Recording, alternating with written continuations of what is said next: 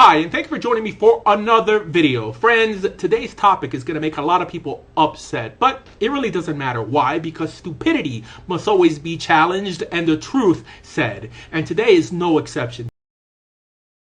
Last time on the stupidity of Pastor George must be challenged, and the truth said. And today's no exception. I smell golden calf. Somebody open the window.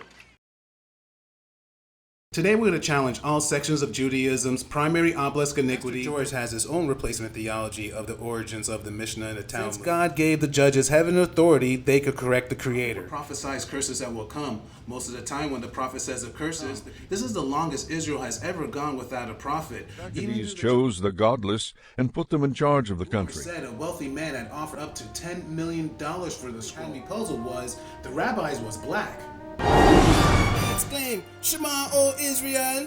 These are the gods that brought you out guilty by Rome for paying a false witness in the capital case. Moses received the Torah from Sinai, then transmitted to Joshua, then to the elders. There's no light. Lord Google, define religion.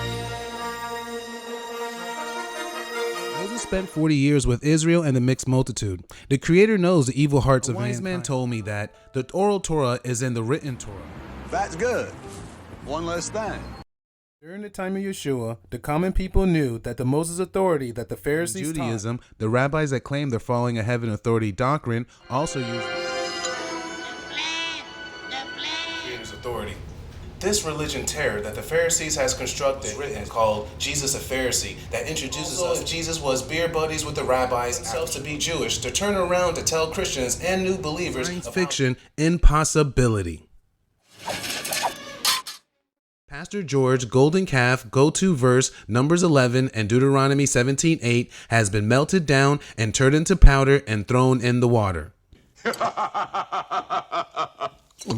Shalom. Today's topic is going to make Asher and his perverted disciples upset again, but it really doesn't matter. Why? Because the stupidity of Reverend George's conversion must be challenged and the truth said, and today's no exception. Today we're going to challenge Reverend George other obelisk iniquity conversion. Does the Torah require conversion?